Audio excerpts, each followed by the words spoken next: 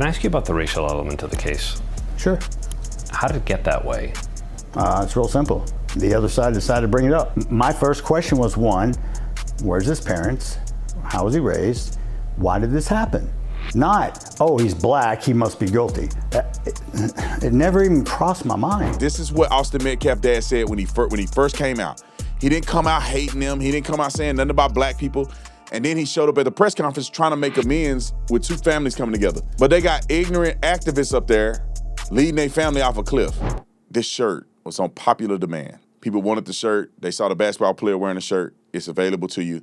The definition of a woman, an adult human female, the counterpart of man. Get you one of these shirts today on the Arts of Tatum store or tatumstore.com, tatumstore.com. Make men, what was the other one we had? Make men men again. That's the phrase, but the phrase on there is men are not women. Men are not women. All right, I think that's fair, and we got other merch on there. So go to tatumstore.com. Go to tatumstore.com and buy your merch today. All right, let's get to Jeff Metcalf, Austin Metcalf's dad. I thought he did a pretty reasonable interview. At least he was honest. Let's juxtapose that or compare that to Karmelo Anthony's family. You can say what you want to say about Jeff Metcalf. I think he said some foolish things, some crazy things, but at least you know where he's standing. And at least he's honest about what he's saying. At least he's standing on business. Where's Karmelo Anthony's parents at? Now that it has come out that he brought a gun to school and all that, where's his parents coming out? Listen to Jeff Metcalf take accountability for his son's behavior and actions. Roll the clip. For the first time since a judge denied the appeal of Karmelo Anthony, we're hearing from the father of Austin Metcalf about new details released in court. Gut-wrenching. Jeff Metcalf says he didn't know all the accusations about his son's behavior. In court, lawyers say Austin Metcalf previously got in trouble for graffitiing KKK, kill all black people, used the N-word, and bullied a black student. The stuff that came out, I'm not proud of my boys for doing that. They got punished at home for that behavior. I don't condone it. It's not what I believe. Jeff Metcalf, who has faced criticism. I would pay $1,000 right now to Karmelo Anthony's family if they would come out and say the same thing that he just said. I don't condone it. It's not right. I'm not proud of it. And I've disciplined them for the behaviors that they've bestowed or they've shown. I want to hear Karmelo Anthony or any other black person. Now, I'm going to give you $1,000. It's just his family. But any other black person that's in here defending Karmelo Anthony, how about you say you don't condone his behavior? You don't condone him bringing a gun to school, drugs. You don't condone him trying to bring a gun to a state fair. You don't condone the message of him talking about killing his girlfriend and all this other crazy stuff he was doing. But the problem is these type of people cannot take accountability for anything. Roll the clip. Criticism for his own racist comments, said at an event for the foundation he started in Austin's name that he doesn't want people to judge his son only on a snippet of his life. I would ask these people, did you know my son personally? The appeal also contained new revelations about Karmelo Anthony, including that he threatened an ex-girlfriend and texted repeatedly about violence, including writing, "When I stab somebody, I'm going to lick their blood off the blade." In a new statement to ABC News, Anthony's attorney says his legal defense is not intended to diminish Austin Metcalf's life or his family's grief.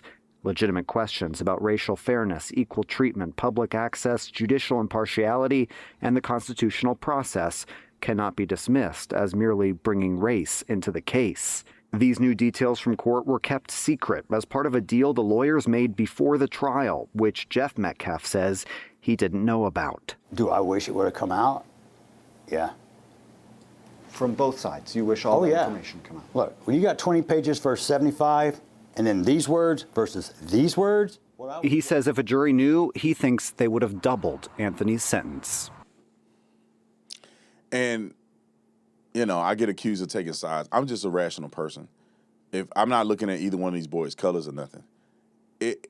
If the jury heard that Austin Metcalf was a dirtbag, and then they listened to testimony of his behavior that day, and they go, well, he wasn't a dirtbag on that day. There's no evidence that he was being a dirtbag on that day. All the black witnesses were saying that Austin Metcalf was asking him politely to get up and move, and that they claim that Karmelo Anthony was the aggressor. That was testimony from witnesses, and many of them were black. Now, when the jury hear Austin Metcalf, they go, well, he didn't do that on the day. He was a terrible kid growing up or whatever. They go listen to Karmelo Anthony, and they go, he did exactly, he said he going to stab somebody and lick the blood off the knife. He said he on the verge. He brought a gun to school. He talked about killing his girlfriend, threatening her, stalking her.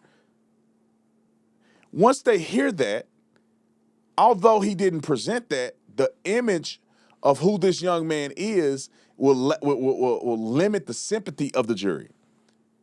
And they will no longer look at him and be like, it's a young man who made a mistake. He don't deserve to spend the rest of his life in prison. Versus saying, no, this kid is they may perceive, this kid is a menace to society. He is a murderer. He premeditated the murder. He fantasized about murdering somebody. And he took that murderous theology, that murderous thought process, and he executed it on that day when he killed Austin Metcalf with no remorse. And then if he don't take the stand, they don't have nothing to work off of but his words and his actions, which would have probably got him 60, 70 years in prison. All right, here's the rest of the interview. Roll it. This case was really never about guilt or innocence.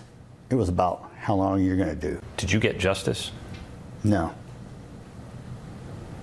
There's Why? no such thing. I got handed a life sentence. You got handed a life sentence. So did Megan, so did Hunter, and so did everybody else in my family and her family. We don't ever get to see Austin again. We don't get to talk to him. We don't get to hug him. This guy, he still gets to see his family. It's a tragedy that he has to be in prison. I feel sorry for him. Just due to the fact that his life is pretty much ruined. I don't feel sorry for what he did, though. He needs to be held accountable. Do you have a sense of why some people can't accept that they believe Karmelo Anthony did not get a fair trial? Sure. There are people in this world that will believe whatever they're told. They follow. They're sheep. Can I ask you about the racial element of the case? Sure. How did it get that way? It's real simple. The other side decided to bring it up. He said it started when he was asked to leave a press conference by Anthony's parents shortly after his son's murder. He was not invited. He knows that it's inappropriate to be near this family. I think that day is when race was really entered into it. Because till that point, I never looked at it as a black and white thing. It was a right and wrong thing. That's all. Whoever did it, my first question was one, where's his parents? How was he raised? Why did this happen? Not, oh, he's black, he must be guilty. It never even crossed my mind. It doesn't matter. I don't see color. Next. At trial, prosecutors and defense attorneys made a secret deal to focus on what happened under that tent and exclude evidence about Anthony and Metcalf's character or past behavior. We're not going to drag stuff from what they did in fourth grade. We're not going to drag stuff from this guy's character, because at the end of the day, it's real simple. They had 20 pages on my boys. I read it. They had 75 pages on Karmelo. I read that. If it would have came out in court, I think he would have got more. After the verdict, Jeff Metcalf appeared on a podcast where he used racially charged language and disparaged Anthony's family. What was that about? One, yes, I said it. Two, I own it. I'm not backing away from it. If you listen to the 10 seconds before the clip and you get the context, because I'll repeat it for everybody right now. I'm not racist. Let me make something up that is racist, and I bet you it will go viral on the internet. So it's a social media experiment. I'm not going to apologize for anything, but was it my finest moment? No. 16 months after Austin was killed, his Time out. father said, That's called white man math. No, just you know how you say girl math, white man math right there. I'm gonna do a social experiment and say watermelon felon. Now he did, in all truth, he did say that I'm not racist. I'm gonna say something to make it viral, and he did. Now, is he racist? I don't think the man is racist, but he could be. I don't know. I don't know that man personally. I don't know what he's scribbling on pieces of paper when we ain't watching. So I don't know. But he came out at least and said, I want to make amends with the family. He showed up at their press conference.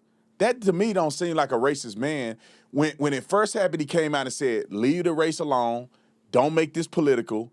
This is one boy making a bad decision. This is what Austin Metcalf dad said when he first came out. He didn't come out hating them. He didn't come out saying nothing about black people. And then he showed up at the press conference trying to make amends with two families coming together. But they got ignorant activists up there leading their family off a cliff. I'm telling y'all right now, if they would have partnered with Austin Metcalf's dad and they would have came together as a community, I think that they would have been able to have Karmelo testify. Some people saw this stuff in the news. They probably had a little more sympathy for Karmelo and probably gave him 25 years, 20 years.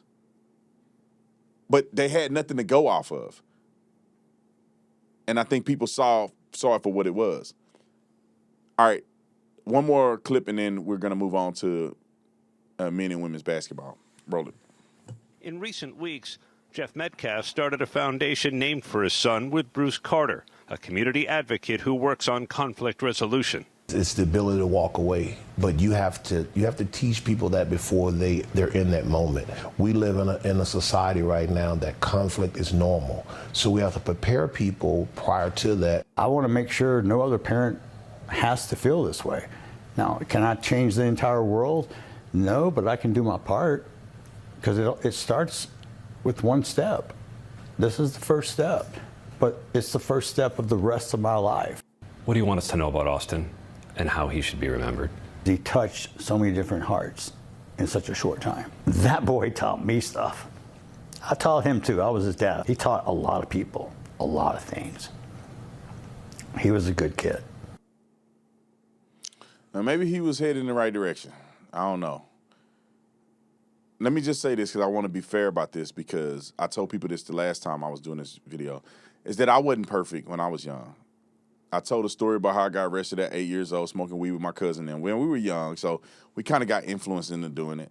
But I stole from people. I stole from grocery stores or the little corner store right down the street from my cousin's house. We used to go in there and steal chips out of there and put it in our hoodies. I did stuff on the stupid when I was young. I stole rollerblades out of somebody's garage one time. My daddy don't know this. We put it back, but we stole a garage. We were riding by, we took the rollerblades out, and we felt bad about it. We went back and put the rollerblades back in the garage. I got kicked out of high school after I had a scholarship to University of Arizona for trying to fight my teacher.